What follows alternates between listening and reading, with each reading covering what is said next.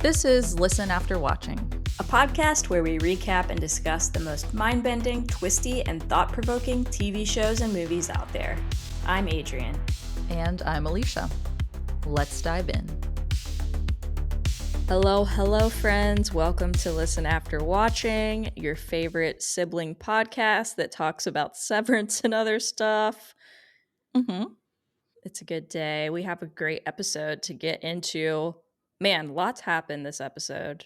I'm excited to work through it. And I feel like the theories are back pumping this week. We got a lot of good stuff to talk about. Yeah, my TikTok, my Reddit has just been blowing up with ideas. Agreed. Cooking. Let them cook, you know? Let them cook. I have to say right off the bat that I am a little under the weather. Okay. I just want to share that because I am a warrior. I am the strongest soldier today. Actually, I'm just saying that because I might clear my throat a lot, and I'll try and keep it quiet off mic. Well, you sound great. Thank you. Gotta say. Sorry you don't feel good, but also for all the listeners out there, Alicia has been known to tell everyone in the family when she has the slightest tickle in her throat. And she's very worried about getting sick. Okay. I feel attacked right now, and the reason why let me give you some Alicia lore for a Let's second, go. okay? Because I had like maybe a year or 18 months or something where I had strep throat over and over and over back to back, okay? So I don't want to hear any complaints when I say I have a tickle. It could be really serious. Although what happened was this was years and years ago, this like horrible period. And I went to a doctor and they gave me finally like a really, really strong antibiotic. And they were like, this should work. And if it doesn't, we'll just take your tonsils out after that. And I was like, great. And I never got strep throat after that round of antibiotics. And probably my whole DNA has been changed. Yeah, you're a different person after that. Anyway, Replaced your whole biome. I know. But you haven't had strep since, so there's no need for all this worry. But if you do feel bad, then I'm sorry. It doesn't sound like it. So that's Well, how how are Alicia you? is this week. Yeah. Are you healthy? I'm healthy, wealthy, and wise. Okay. I'm doing great. I have some jasmine tea because we're recording at nighttime and I'm a little sleepy poo. Oh, Jasmine green tea. Is all jasmine tea green tea? No. I don't think so. It's a jasmine green tea, if you must know. Sounds tasty. Anyway, I'm doing good. I'm ready to crank on this episode, but also I just want to remind everyone we just kicked off the White Lotus season 3 with the premiere episode that came out. Our podcast episode came out last Wednesday. And for now, we're testing it out. We plan to put out a short episode every Wednesday. So if you are watching The White Lotus, we highly recommend. We love this show. The third season seems like it is not going to disappoint.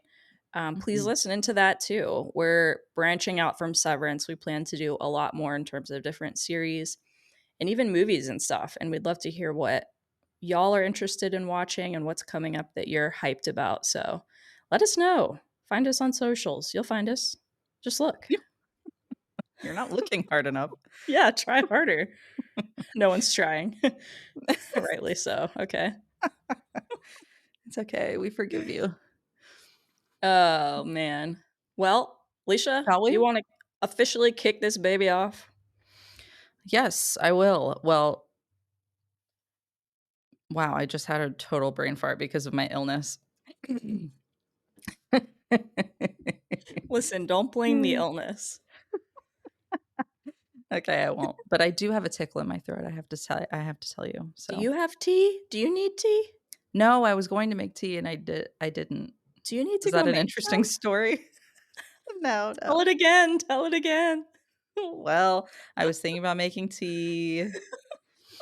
No, I don't need tea. I have water. All right. All right, we'll Anyway, see about that. God, stop talking about being sick. So, anyway, this is your perpetual spoiler alert. We are going to be talking about Severance Season 2, Episode 6, called Attila. So, if you haven't watched it yet, go watch it and come back and listen to the rest of this because we have a lot to say.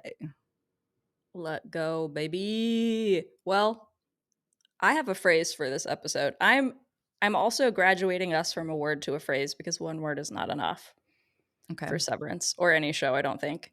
I have a phrase. Alicia, do you have a phrase for this episode? I do. Let me hear it. Okay. Might sound familiar to you. My phrase is spare ham. You know how you always have that spare ham kicking around in your Yeah. freezer? Yeah, and you send your guest home with some spare ham. Of course. Yeah, when you're trying Isn't there a to book about seduce that? them. Green eggs, spare ham. My favorite childhood book. Oh, I love that. And it's about a throuple or a threesome. So Two very real. different things, I'll say. Okay. Anyway, What's my yours? you want to know what my phrase is? Mhm. My phrase, we're on in the same vein. We're not sharing ham, we're sharing vessels. Ooh, spicy. The hand gestures are really adding to the Uh, visual yeah, go to YouTube. We don't put these episodes on YouTube, but go there. there anyway. There's good stuff on YouTube. You should be You should watching YouTube. you will find something you like, I bet. Mhm. Mhm. Let's start where we left off with the last episode. So, Mark and Ragabi are discussing his vision of Gemma as he continues his reintegration surgery. And then later, back at work, we see Dylan inform Mark and Helly about his discovery of Irving's instructions to reach the exports hall. Ooh. Meanwhile, Milchick takes the rest of the day off to address the infractions noted in his performance review, leaving Miss Huang in charge. What did you think about all of these Oh, moments? man. Well, I have some thoughts about Mark's conversation with Rigabi, but Mhm. it's tied to a very big theory that I think we're going to talk about towards the end of the episode. Mhm. So I think I'm going to skip that part. But Dylan, I was happy to see that Dylan shared with the class what he found Me because too. we don't know if we can trust Dylan right now to be an ally because of his little visits that he's really enjoying. Yeah. So I was happy to see that. He still didn't reveal everything about what's been going on. He even says, Mhm. "You don't know everything," and then doesn't tell them. Right. They're like, "Tell us then," and he just Yeah, walks off. Dylan. I Dylan. can understand. Of course, we can understand his perspective of like, Mhm. this is his wife. Mark's worried about his wife, but like, everyone's got their own motives. Yeah, totally. Also, one of my favorite lines out of this scene was when Helly's like, "Did everyone sever their balls in the elevator this morning?" It's so Yeah, Helly. Helly's back, Hel- baby. Helly is back in force. She is back, and baby got back.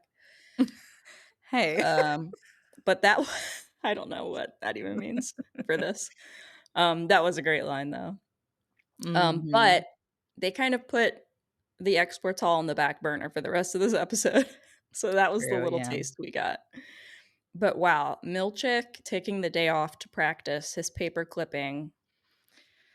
Oh, poor guy. I mean, he really, like he and Miss Huang have a super tense relationship. Like, they hate each other. Yeah. It's they are not mincing words. I mean, they kind of are, but they're being, like, so passive aggressive. Like, everything is almost more overtly aggressive. Mhm. Yeah, you can cut the tension with a knife.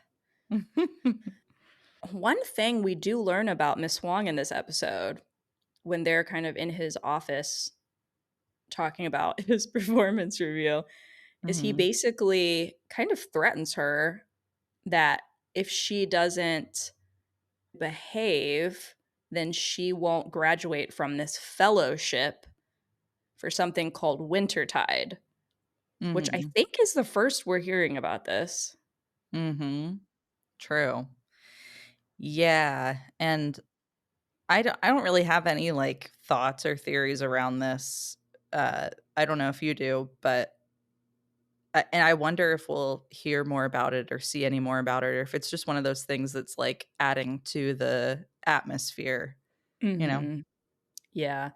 Yeah, I don't know if it's going to be a big plot point, but it is related to another theory that I wanted to bring up. So there's Mhm. been so much talk about who Miss Huang is. People have said she's a clone of Gemma, lots of things about clones. Mhm. But there's this theory from Patrick Lawler on Threads that I thought was really interesting and I wanted to share with everyone. Patrick Lawler theorizes that Miss Huang is the daughter of the senator and Gabby Arteta, the one who Devin mentions this episode, later this Mhm. episode. Hence her sense of entitlement and power in the Milchick dynamic, because her parents are very involved in the politics of all this severance stuff. They're very connected. They're obviously, rich and in close with the Egans. Mhm. And I think Gabby does mention in a previous episode having 3 kids. Mhm. So I think this theory could have legs. I think it kind of makes sense. What do you think? I agree. I think it totally makes sense that Miss Huang has, like, some connections either through, like, wealth or something because she has this sense of authority over Mr. Milchick. So, she obviously has, like, more power backed behind her that threatens Mr. Milchick in a way to kind of, like, back off from her sometimes or, like, I don't know, uh, yield his control to her sometimes, but it makes a lot of sense. I like it. What can I say? Yeah. And that also explains why she's classically trained in the theremin. Yeah, as we know, all the wealthy people play theremin. They do in Kier.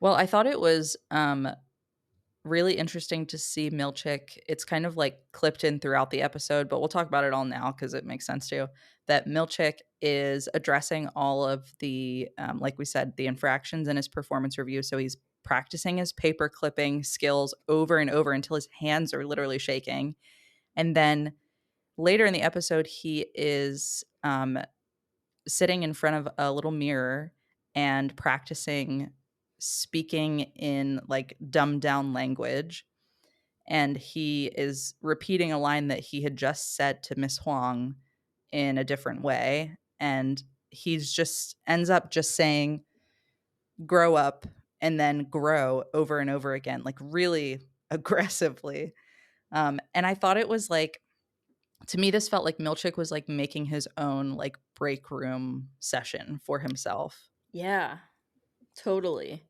I thought the same thing. I think this was him kind of punishing himself, like making himself pay for not being good enough.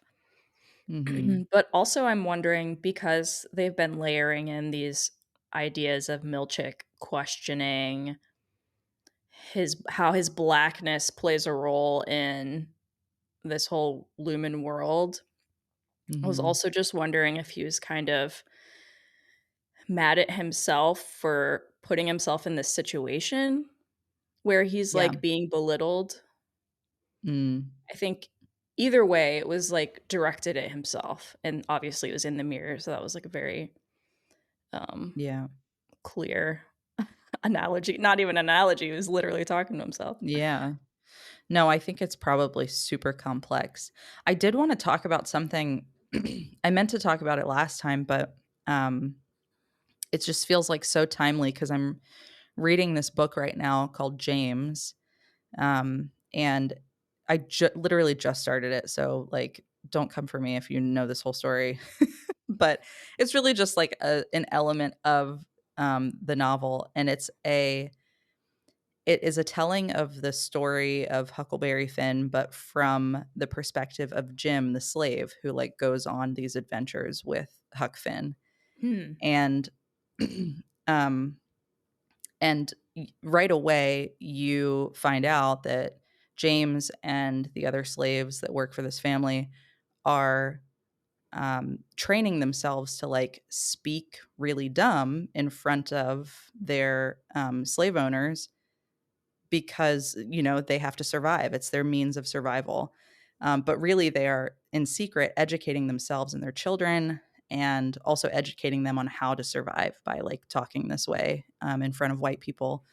And Mm. it just felt like such I don't know, like uh, timely for me to be reading this. It wasn't on purpose or anything, but around these episodes where Milchick is, um, he's a really smart guy, but white people are telling him that he is speaking too intelligently, and to them that is threatening. And it's just like this book I'm reading. But Yeah. yeah, it was it's crazy. I feel for Milchick in a lot of ways in this season now in a way that I didn't before, really.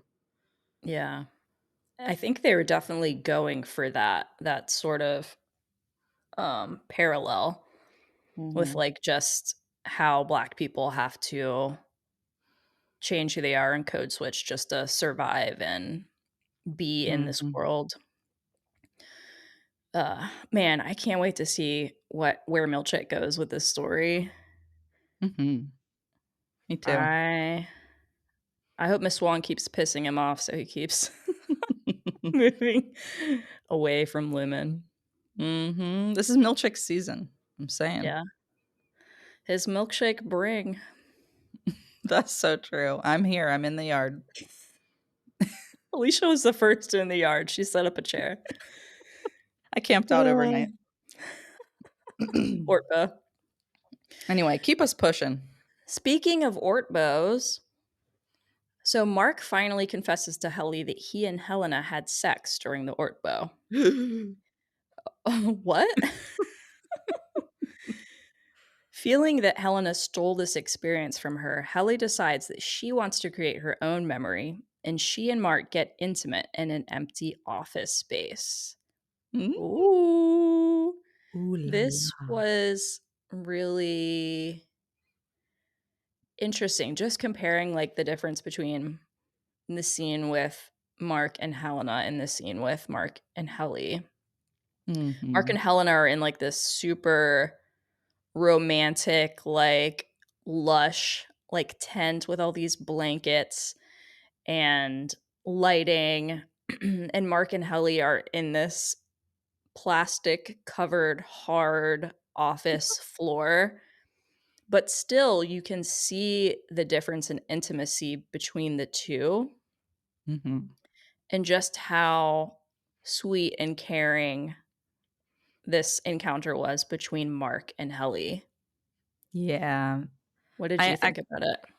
I actually thought it was very sweet. Like, they were, awkward, of course, with each other a little bit, but they were communicative. Like, they were saying, like, "I'm Mhm. nervous," and "I'm nervous too," and then they also, like, gave each other consent, which is Mhm. something that is just an interesting in the context of the themes of the show. Um, but Yeah. yeah, it was like 2 good friends having sex, which is weird. Like, like the first time, like 2 good friends who are just, like, being intimate for the first time, whereas before it was, like, no talking, just, like, all lust and passion and, like, that's it. Yeah. Yeah. Definitely. It was hilarious of Mark to tell Helly that they shared vessels. Mhm. Yeah, and He she was thought really she was talking about, like, Miss Casey and him, Oh, yeah. right? She was like, "Okay, brag." I know, right? And then it has to be more awkward and say, like, "No, it was us, not you, but us." Yeah, and this is really what sets Helena off into kind of, I don't know, a tirade. She just realizes how angry she is at Helena for all of the shit she's put her through. She Mhm. said, "She dresses me in the morning like a baby. She controls me. She controls the company, all of us. It's disgusting." She's Mhm. just really had it with Helena, especially after her boyf banged Helena. True. Boyf banged. So after Mark and Helly share vessels, Mark goes in to kiss Helly, and there's blood on her face, and we see Mark has a bloody nose, which, if you remember, was one of the symptoms that Petey was having in the first Mhm. season with his reintegration. So they go to the nurse's the the nurse's office, aka Miss Wong, who's checking him over and asking to put petroleum jelly in his nostrils. And suddenly he starts to have these like flashes of being in the basement with Ragabi. And then we realize, wait, he is in the basement with Ragabi. And this was what Ragabi tells him is a crossover memory. Mhm. So reintegration is speeding up now. The process is speeding up. We're seeing more of how they're gonna handle this visually in the episode and show things. Mhm. Yeah, But then Ragabi also asks him if he remembers seeing a black hallway, which I Ragabi knows know. a lot about what's going on down there. Yeah. Well, this is why I added this note because I was like, okay, I think she's talking about the exports hall when she Mhm. asked if he remembers a black hallway. He hasn't brought that up to her because he doesn't really know about that yet, right? Until I mean, his innie just heard about it from Dylan, Yeah, I but think as I far don't as think we know. he's yeah. So, I mean, we are hearing a little bit about the exports hall this episode, and I think this is where Ragabi is like trying to, make her own will be done through Mark. So I think this is, her motives are coming out a little bit. She wants to go down there for some reason. Mhm. And I think Alicia and I have both read theories this past week that people have that Ragabi is maybe working for a Lumen competitor company. Because apparently Lumen isn't the only one practicing severance and trying to do whatever evil deeds they're doing here. Yeah, there was some people saying that they've talked about competitors in some way or maybe referenced it in just like visuals or something. But yeah, I don't know. I feel like she's maybe got too many ties to Lumen, it seems like, or like too much inside knowledge to not have worked for Lumen, but it's possible, I guess. I have another theory about why she might know about this also, but we'll talk about it later. Okay. Share with us later. Well, moving on. In the Audi family visitation suite, Gretchen visits Dylan once again and they share a kiss. She then lies to Audi Dylan about her visit to Lumen. Sad. What did you think of this? Whoa, the way this was filmed was so strange. It was almost dreamlike. Did you notice that?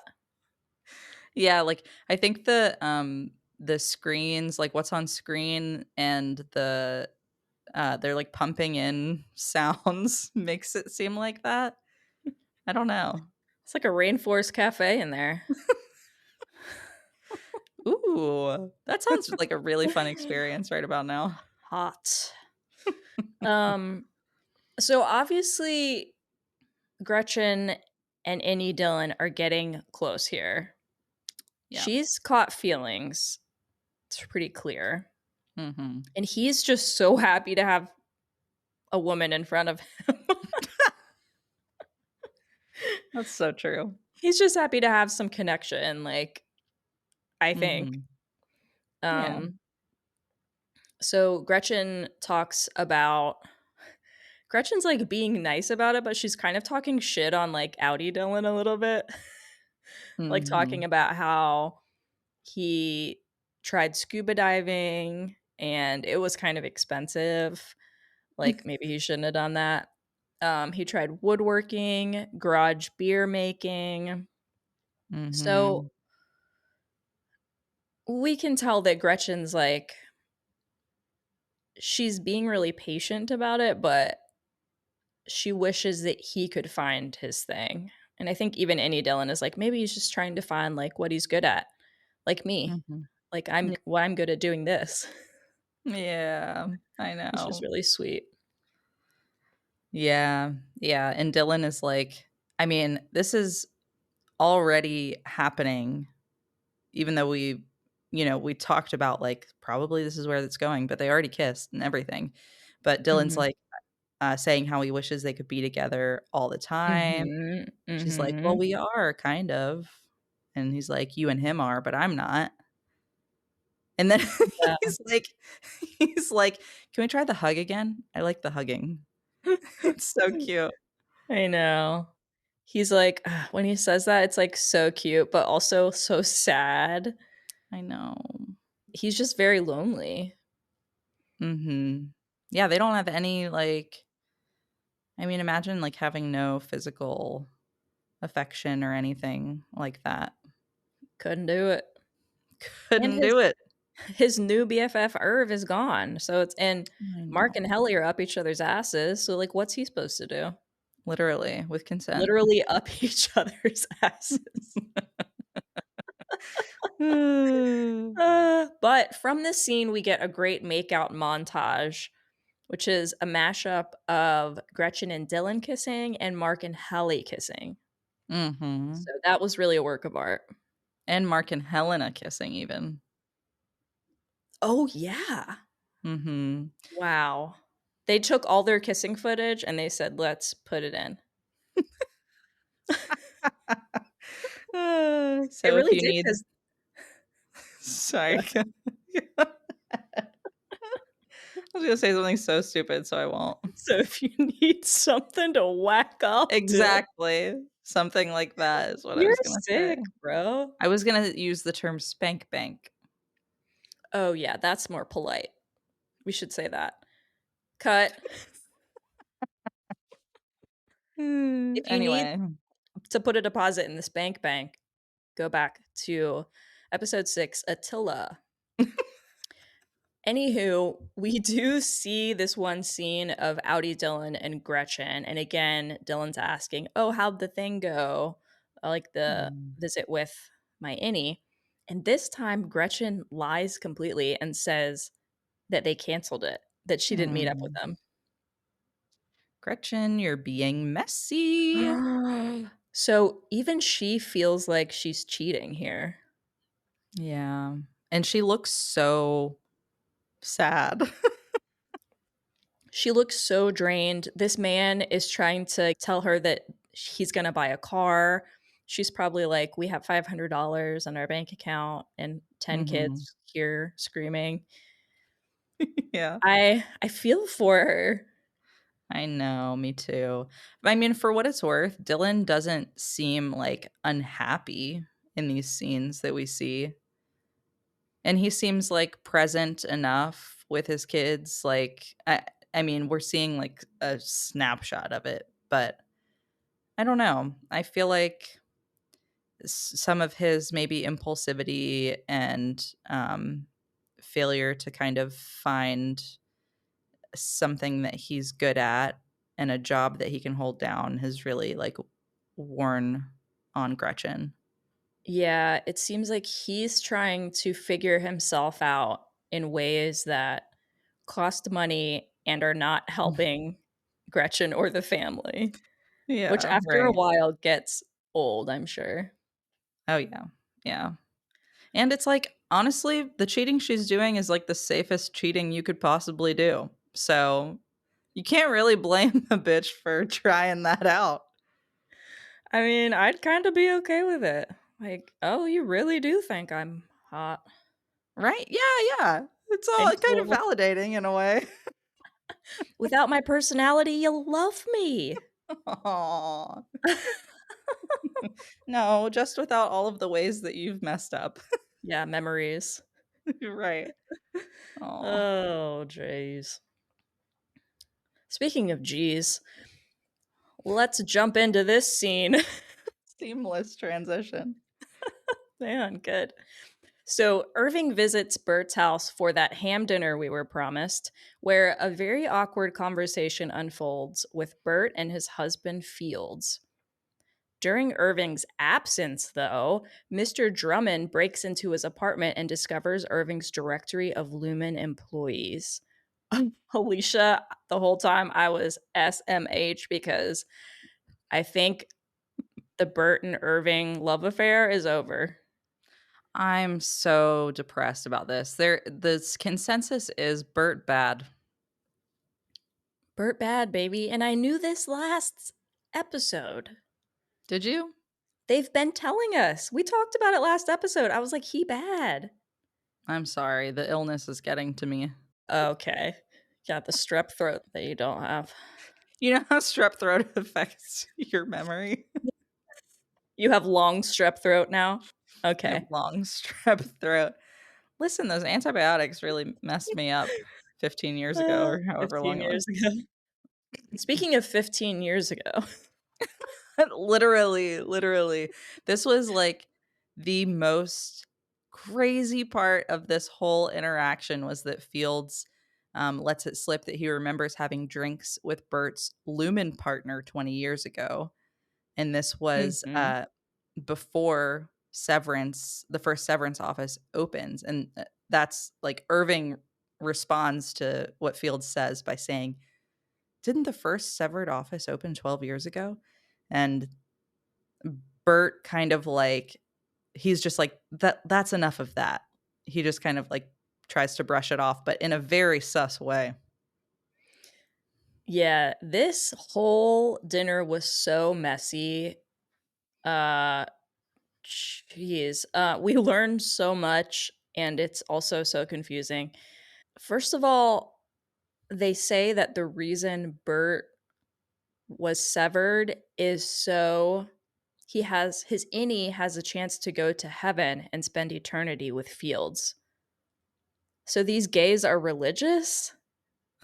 Yeah, that is odd. I mean, uncommon for sure. I didn't But have that on my bingo card, I gotta say. yeah. That I don't know. It feels like super manipulative of their church. Like I have maybe I can talk about it now because this is a good enough time to talk Yeah. about it, but there's a I read something on Reddit that talks about this whole story of Bert and being a scoundrel and trying to be saved and go to heaven. And this is from Copter Waffle on Reddit. They say they think that when Bert tells the story about joining Lumen 20 years ago to be saved, it was a half truth. Bert stated that he had a past as a scoundrel. I think this is a hint that 20 years ago he was facing serious prison time for a crime, and Lumen offered work release as a form of alternative sentencing. Bert agreed to it so that his outie could be home with Fields while his innie served his sentence in Lumen. And then they go on, the post has a lot of interesting thoughts on it, but they go on to say that Lumen likely bought church support in order to recruit workers and garner general public support. I don't know how I feel about the like serving prison sentence thing because it seems more like Bert is involved with Lumen in a more like a partnership way, Mhm. but I do really like the theory, and it makes a lot of sense for the characters that we see who are severed, that Lumen is buying support or like contracting certain, institutions to talk about severance and get people, working in severed offices like churches, prisons, schools, hospitals, whatever, or like rehab facilities or things like that. So I feel like that makes a lot of sense. Yeah, I agree on that part. I don't know about the prison part. I think that one's out of left field. But there are a lot of people talking about okay, so Fields lets it slip that he's been working there at least 20 years because 20 years ago they got drinks with Bert's Lumen partner. Mhm. people are wondering if it's partner like lover, partner like a partner in a firm, like Bert is that high up that he's like kind of a part owner of this company. Mhm. I don't know, but people are also saying that Bert has maybe never actually been severed. Yes. I feel like this is so likely based on how he's interacting with Irving. Me too. Me too. Oh. And I think it's possible that Fields does believe that Bert was severed, Mhm. and he kind of did it to appease him for these whatever religious reasons. But Bert has just been working at Lumen as a regular employee all of these years. And that would mean there is no any Bert, and the same Bert is interacting with Irving at this dinner table, which is so strange. What a creep. I And if don't that's the like that. case, then why? Yeah. Is it just because he has a crush? Come on. Let's be real. No, I think he's investigating Irv. Yep, I think Irving is under investigation. He's worked there a long time. Obviously, his Audi has been poking around where he shouldn't have been in Lumen's eyes. So I Mhm. think Bert is a spy for Lumen. Yeah, and people are saying that Bert coordinated the dinner so that Mr. Drummond could break into Irv's house while they were having Totally. dinner. Yeah.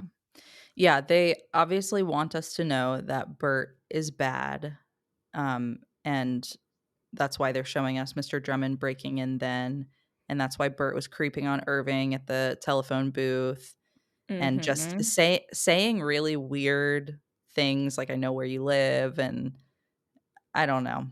It's not looking good for Bert and Irving, sorry to say.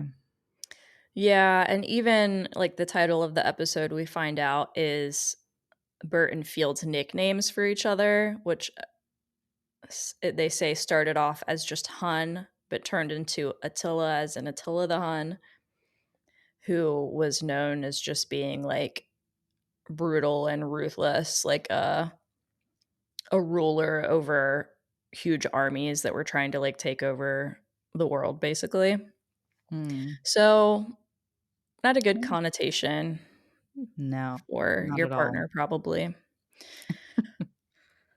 But, yeah, all signs pointing to Bert, Mm. really bad guy, and, ugh, Yeah, poor Irv. We'll see what happens with Irv there. yeah. Well, moving right along, Ragabi informs Mark that they need to accelerate the reintegration process by flooding the chip in his head, despite the risk of hemorrhage. Mark angrily storms off and later visits a Chinese restaurant where he encounters Helena.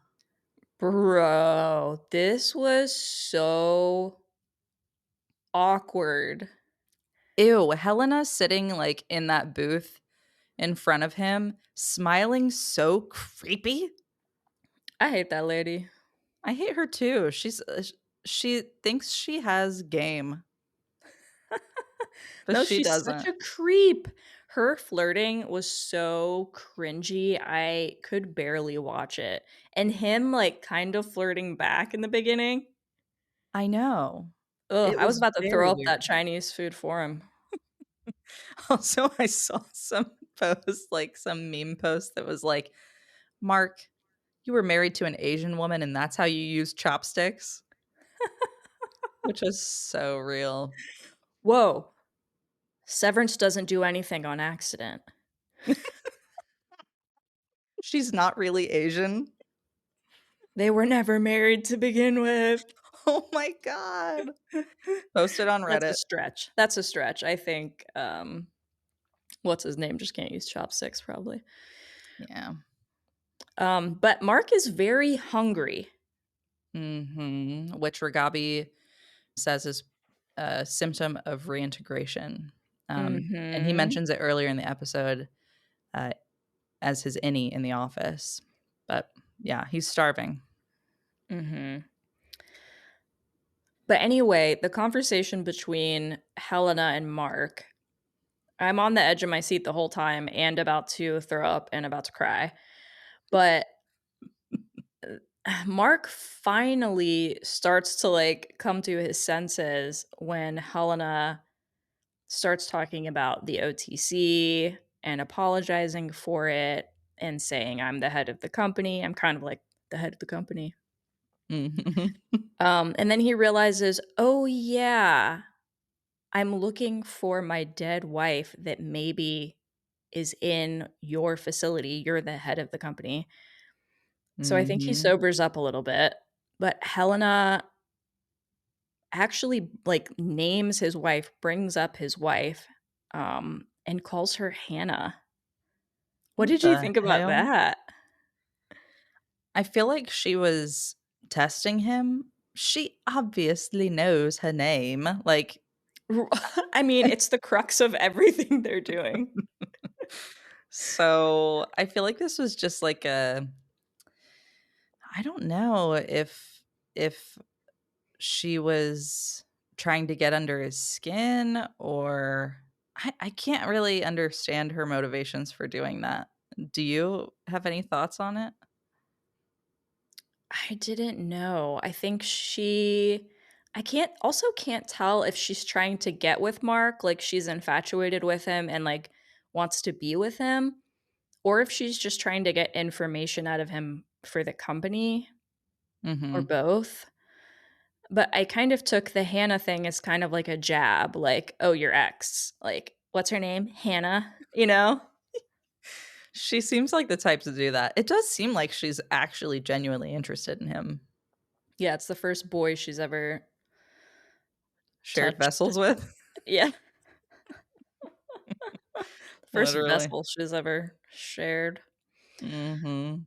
But the whole interaction is weird, and finally, I think Mark realizes he shouldn't be flirting with his dead wife's death faker Mhm. person.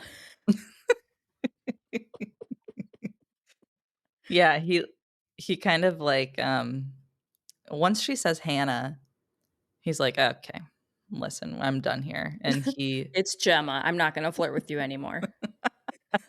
"Eh, I would have flirted with you more if you knew my dead wife's name." Yeah, But bar yeah, they so like low. um, yeah, as soon as Helena says Hannah, he's like, "Okay, this is over. Like, I'm not gonna chit chat with the enemy anymore." So he stands up to leave, and then they kind of stare at each other for a moment, and Mhm. Helena's like, "What?" And what did you think of this? I think he saw Helly R for a moment. I think it's the reintegration playing some tricks on him, and he was like, "Whoa, is this someone I know and am in love with?" Mm. You know? He kind of, Uh-huh. like, had this weird flash of, like, knowing her in a different way. Mhm. Yeah, but they didn't let us in on, like, if he had a moment where he actually saw her, like No. what we saw in the episode, but just, like, in his facial expressions, it's like he kind of did a double take. Um, so I think you're right. I think he did see a flash of, like or at least some kind of recognition in him that he felt Mhm. inside of, like, "I know this person maybe more than I think I do." Yeah. Ooh. Ooh. She better stay Also away from our boy. oh my god, he should have hit her with his car in the very first episode of the first season. Would have prevented all this trouble. My god. Um, Jeez. well, I do wanna point out what some people are saying about the Chinese restaurant sign on the outside. So the restaurant is called Zufu, which is not how you say it in Chinese, but bear with me. Zufu, which means grandfather in Mandarin, but the ZU is not lit up. Only the FU is, which just means father. So people are thinking like, is this just like a funny, like, haha, like FU Mhm. thing? Or are they saying that Mark is a father? Or is there some other father, you know? symbolism to what the sign is trying to tell us. I love this.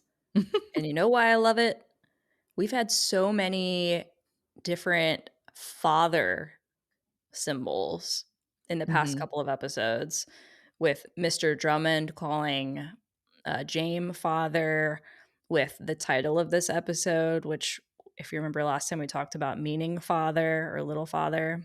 Mhm. So there have been so many of these like father symbols, and we know that Mark has been getting freaky with both Helena and Helly now. Mhm. I think Same we body. are going to see Helly throw up. I think so. It's gonna happen. It's gonna happen. I don't know, like, yeah, I don't know what else could happen. There's no way this girl is not pregnant. I mean, it's been, like, what, like, 2 or 3 days, so I'm changing my bingo board. I'm putting pregnant on all of that's cheating, but okay. them. All right, Well, let's keep it going. Let's finish this episode up. yeah. Mark leaves this encounter with Helena very shaken up and decides he wants to proceed with the reintegration process.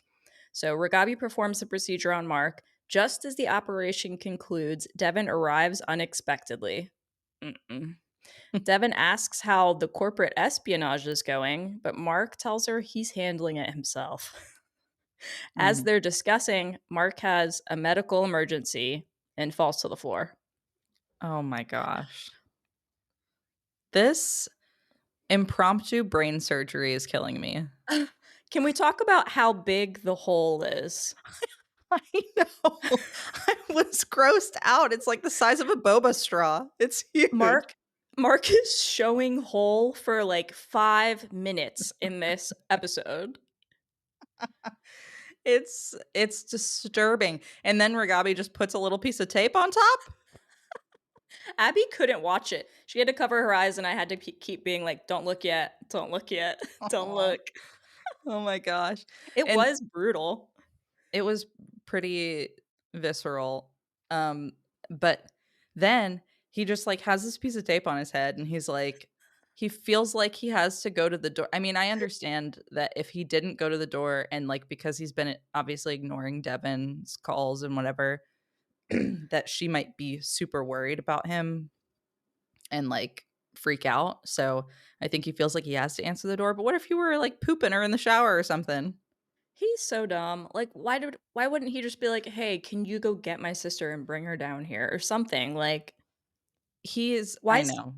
he says, "Don't," Ragabi says, "Don't move," and then he's like running up the stairs. Oh my gosh, it was so funny too, when I watched the episode the second time. He answers the door after, like, rushing upstairs, and he's like, "Hey." He's, like, trying to seem so nonchalant. I It's have a giant hilarious. hole in my head. And then and then he's, like, sitting or standing in his kitchen, and he's, like, telling her he's handling it on his own, and his face is so sweaty. He looks I so unwell. know. I know. This is ugh, it's so frustrating. Like, take care of yourself, man. You're reintegrating.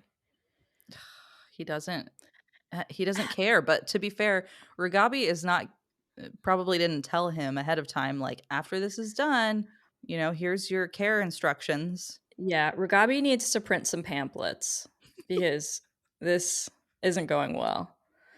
We need aftercare instructions. Seriously.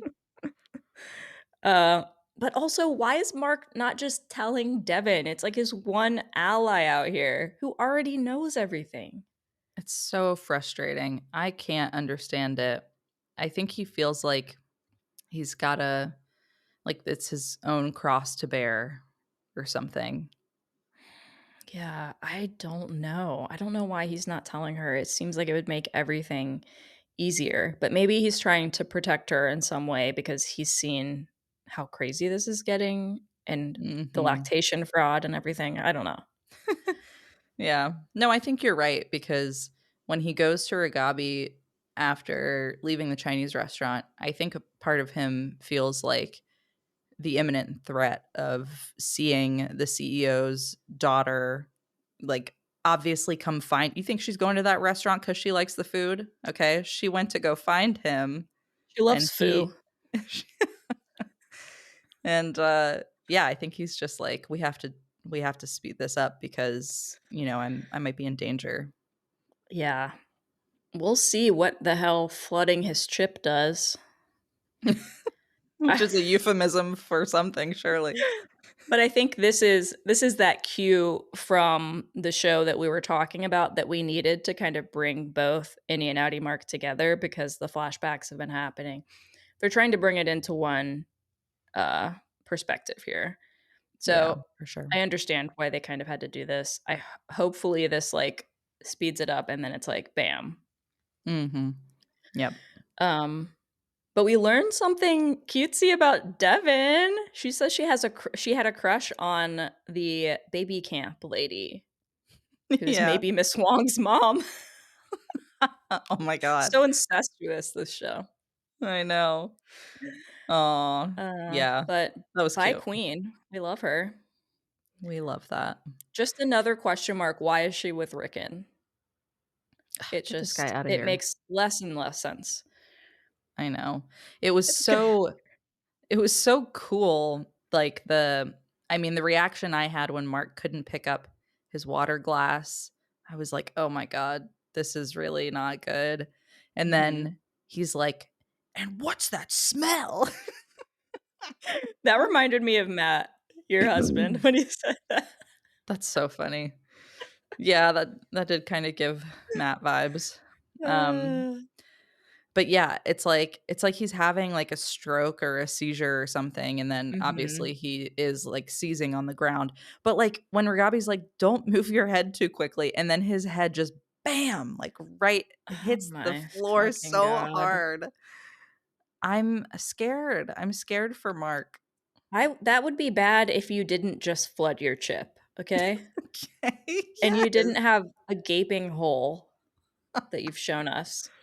Oh, I'm Oh, sick. man. Yeah, this guy is playing it fast and loose. Very loose. Loose holes everywhere. The hole is loose. What an episode. Man, Amazing. Well, I'm looking at my bingo card and I really don't have anything new to check off. Unfortunately, still waiting on dancing, Mark and Gemma kiss, Cobell infiltrates Lumen, which that is one of my, I mean, things that I wrote down for what do we think will happen next. Where's my girl Cobell? they are really stringing this out. Man, the stuff that we thought we would get at the beginning, I think we're going to get towards the end. And the Mm-hmm. stuff we thought was going to happen at the end, they've like bam, bam, bam hit us with. Mm-hmm. I also don't think I have anything else. I'm waiting for Cobell back at Lumen. Irving takes elevator to testing floor. I don't think that's going to happen anymore. I think I'm out on that one. Mm. Visit to Perpetuity Wing. I don't even know if we're going to do that this season. Hmm. We Yeah. haven't seen Mark's niece. It's not looking good for my board, y'all. I mean, we saw her, but We saw her, but Mark didn't play with her. So, yeah, no. Darn. Well, yeah, we're getting there's further still and time. further. There's still time. Well, we have a couple of theories to share, not too many because we talked about some earlier, but where do we want to start? Let's see. Let's just jump into this one again. Irving being reintegrated. Mhm. So, one thing we learned this episode is that hunger is a symptom, extreme hunger is a symptom of reintegration. If you remember on the Ortbo, we talked about how strange it was that Irving kept talking about being so hungry. He Mhm. suggested eating the weird seal creature. He said, "We're starving, Mr. Milchick." Mhm. And That was which we've good. never heard Irving talk about food ever before. Mhm. Um, so there's that. Um, and also the erratic behavior that we saw in the Ortbo, we knew kind of didn't align with any Irv that we knew. Um, and now I have another thing to add to this list. Ragabi bringing up the black hallway. If Ragabi's been working with Irving, he's told her about the black hallway. True. And so that could be the connection there. Wow. And it Yeah. also did seem, I don't know if you thought this, Leash, it seemed during the dinner party that we were getting some Innie Irv, like, little sass and attitude. What did you think? I wasn't trying to pick up on it, but yeah, I can see what you mean. Yeah, for sure. I think I think the hunger thing is the biggest clue. And I love the way Mhm. that they did it, that, like, they showed us that he was starving and we were like, "Why is he so hungry?" And then they Yeah. tell us later, like 2 episodes later, that Yeah. that's a symptom of reintegration. I love that. So, I feel like I thought that totally makes sense. yeah, I think if that's the case, very well done. This show Mhm. just freaking kills. Yeah. Do you wanna talk about this big theory that we're bringing up this week? Oh boy, sure. So, the big theory going around is that Mark somehow was the cause of Gemma's death. And it explains a lot because we know she died in a car Mhm. accident. We know that Mark is grieving super heavily about Gemma, and even like his interactions with Devin at Pips, like when Devin was talking about, like, well, she was my family too, and he gets super angry about that. I think Yeah. I think it makes sense now with this perspective of, like, well, obviously she's not feeling as badly as him, because if he caused the accident somehow, then he is, like, bearing so much guilt. Um, and then, of course, like, the mentions of Mark drinking, I think, is what people are kind of tying this to. Either sorry, my voice is going out a little bit. Either It's the sickness. it's the sickness, I'm so sorry. Black Um, lung. it's the black lung. Oh my gosh, you know what's so funny? Um, one person said about the Zufu sign, they were like, "And the zoo being out means that Ben Stiller will not give us Zoolander 3." They were saying that that's, Nothing like, is done on accident. that's a sign, guys. It's not happening. Or Zoolander Jeez. 2. There That's was not a good. 2. Anyway, yeah, the Mark drinking, either I think, like, he was driving the car, or we see Mark has, like, a pretty bad attitude sometimes, like, he can kind of, like, have a short fuse and go off, and that might have always been the way that he was. So maybe, you know, either by the cause of drinking or not, he might have, like, had a really bad fight with her and she drove off or something, um, Mm. which is kind of what I think happened, because if she burned, he also would have been really, really hurt. So, Mm. I don't know. I feel like probably he does bear some guilt in that, or blame. I mean, not that he's really to blame, but, like, I think he's carrying a lot of guilt for it. Yeah. I think this theory could be true for sure. I think, like you said, it explains why his grief is, like, beyond just losing somebody. It's also, Mhm. like, the guilt that he's feeling and carrying with him. I think that explains why he did the severance procedure to begin with, like, why he Mhm. couldn't carry on and, continue his job. Mhm. Also, this episode, this is what I wanted to call back to. In the first scene of this episode, when he's telling Ragabi about seeing Gemma, he talks about the stages of grief and the bargaining stage of grief. And he talks about this is the stage where you say, I would do anything to get them back. I would drink less. I would da da da. And Mhm. I think there's a reason they had this scene. I think if it doesn't tie into something to do with Mark's guilt around the death, I don't think there's a reason for that scene. I agree. That's the biggest clue. Yeah, because they're being very overt by talking about it. Like, we infer all of these things from what we've seen, but the fact that they had this conversation and included it in the episode says a lot. So, Oh, and this is another small little detail, but in the new intro, the credits intro, Mark's character is, I think it's supposed to be like pajamas, but it kind of looks like a jumpsuit, like an orange jumpsuit. Mhm. Mhm. Um, so I don't know. I mean, it would be I think I lean towards like Mark and Gemma had a fight because he was drinking and she drove off, to get away from him or something. I lean towards that more because, like, why wouldn't Mark be, I don't know, held more liable, in prison or something if he was driving the car? I mean, he would still have like manslaughter charges or something.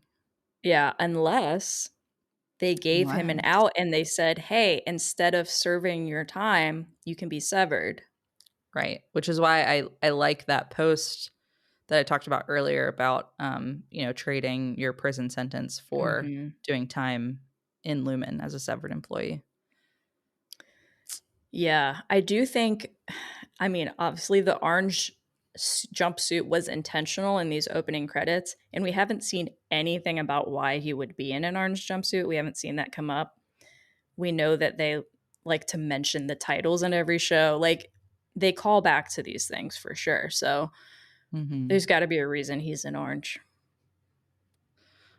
I agree, I agree. What can I say? Oh Mm-mm-mm-mm-mm. Well, my gosh. we covered so much.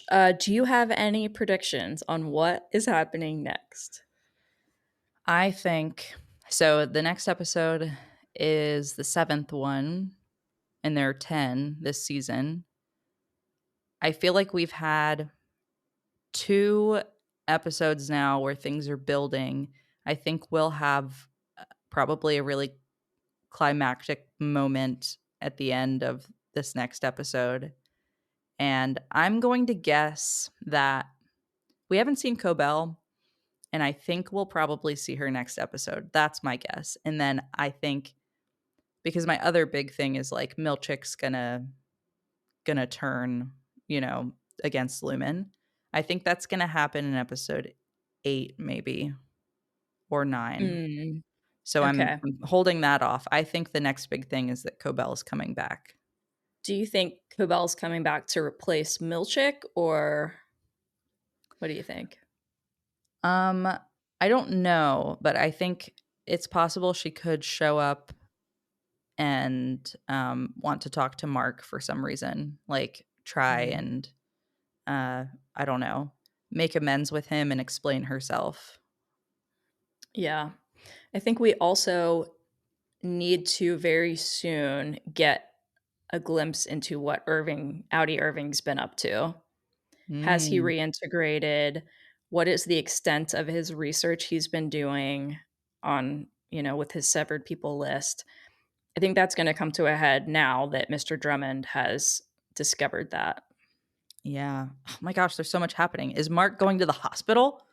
No, Is he's any not. Dylan gonna get some? Ooh, maybe. There's a lot of SEX happening on the severed floor. This is I crazy. know. Well, someone was saying the creator of the show kind of has planned out the seasons as like, if you think of your innie as like a newborn person, the first season was like them kind of, learning to crawl, being curious, like, learning boundaries and things like that. And then this season is like teenage years, falling in Mhm. love and all of that, Yep. which makes sense. So maybe he will have sex. Who knows? OMG. This show is Um, so good. I know. I can't wait to see what happens. I just like every episode when the credits start to come on, I'm like, damn it. It's too short. I need more. I know. Well, there will be more. Stick with us. Thank you for listening to this episode. Like I said, go check out The White Lotus, our episodes on that. They're shorter. They'll be easier to digest. Severance is nuts. There's just so much to go into, so many I little know. details. But we're gonna have some little funsy shows and things too. So True that. Thank you guys. We'll see you next time. See you on another time. Bye bye. Bye bye.